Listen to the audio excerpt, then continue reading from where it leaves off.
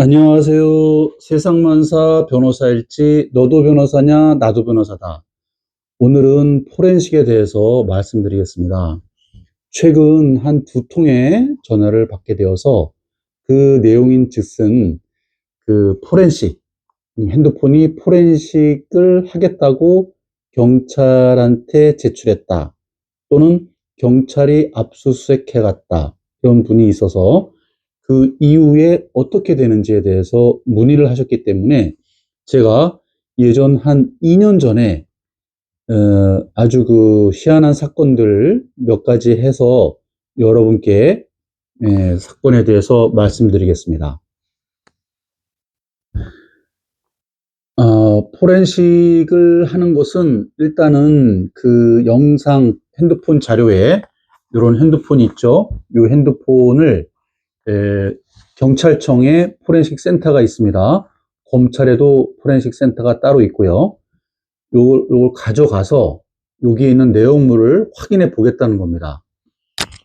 먼저 형사분들이 이미 제출을 요구할 수 있습니다. 이미 제출을 해달라. 이미 제출하면 이제 포렌식으로 가는 거죠. 이미 제출 안 했다. 그러면 혐의가 상당하다. 증거도 어느 정도 소명이 된다 싶으면 형사분들은 검사님을 통해서 판사님에게 압수수색 영장 신청을 할 것이고 여기에 대해서 판사님이 허가를 해주면 영장이 발부돼 가지고 강제로 요 핸드폰을 뺏어갑니다. 그래서 포렌식을 하게 되는 것이죠. 그 3년 전에 있던 사건은 이분이 이제 이분의 진술에 의하면 이제 잠이 들었다고 해요. 그런데 이제 그 장소가 이제 좀 남녀 바뀐 거죠.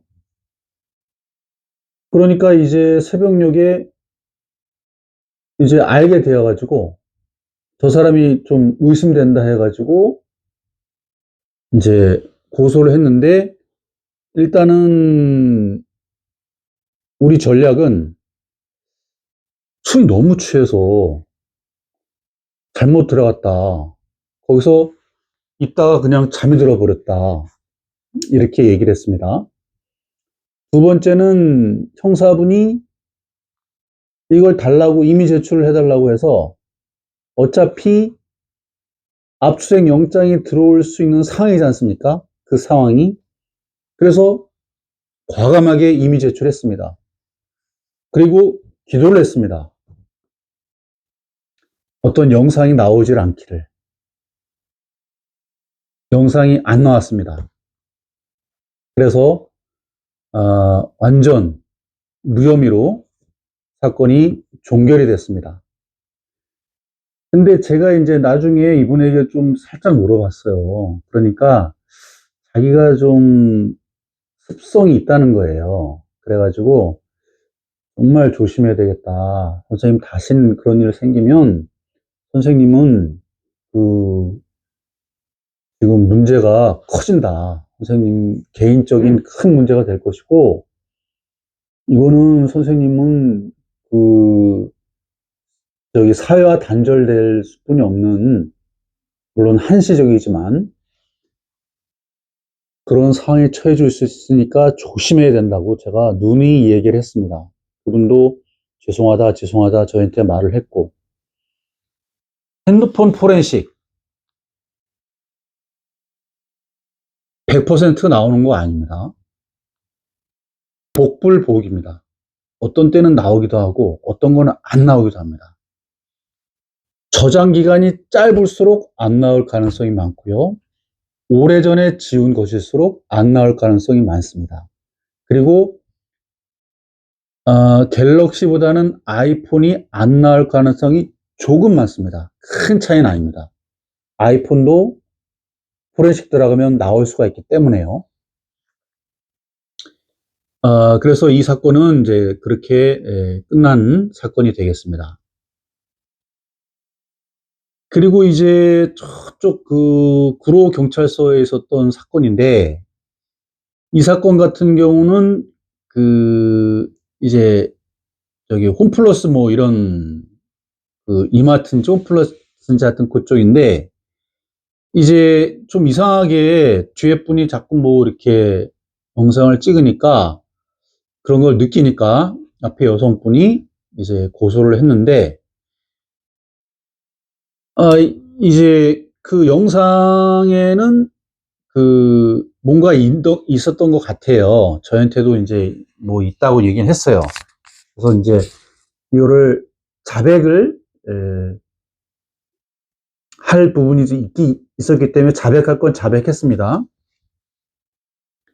다만 그 수위에 대해서는 조금 문제가 있었습니다. 그래가지고 일단은 그 형사분이 제출을 요구하길래, 이미 제출을 요구하길래, 이 핸드폰이 업무적으로도 쓰는 핸드폰이니까 일주일만 기다려 주십시오. 그때 제출하겠습니다. 했습니다. 그리고 일주일 있다가 제출했습니다. 저도 여기까지는 잘 몰랐어요. 그런데 그 이후에 이제 이분께서 저에게 하는 말이, 새로 핸드폰을 개통을 했다고 하셔요. 그래서 새로 개통한 핸드폰을 제출했다고 해요. 그래서 이제 형사분이 포렌식을 하니까 아무것도 안 나온 겁니다. 그래가지고 추궁을 하니까 핸드폰을 버리고 새로운 핸드폰을 그 개통을 해서 그걸 제출했다, 이렇게 얘기하는 거예요. 그럼 형사님은 어떻게 눈치챘냐? 두 가지입니다. 첫째는 일단 영상이 뭐 유심히 이제 들어와 있고 뭐 옛날 자료도 있기는 한데, 이게 직접 찍은 어떤 그 영상은 그 핸드폰 교체 시점 이전의 자료가 없다는 것이죠.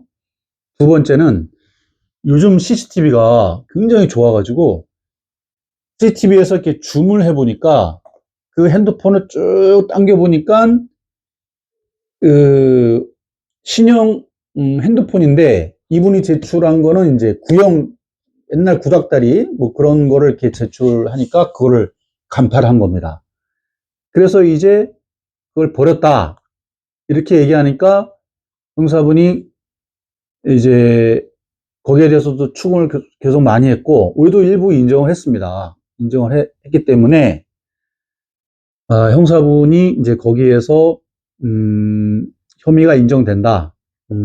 하지만 CCTV 상으로 이렇게 봤을 때, 찍은 영상은 이제 없지만 찍은 영상을 봤을 때 이 각도라든가 이런 여러 가지 봤을 때 어느 정도는 인정되지만 그렇게 심한 그런 상황은 아니다.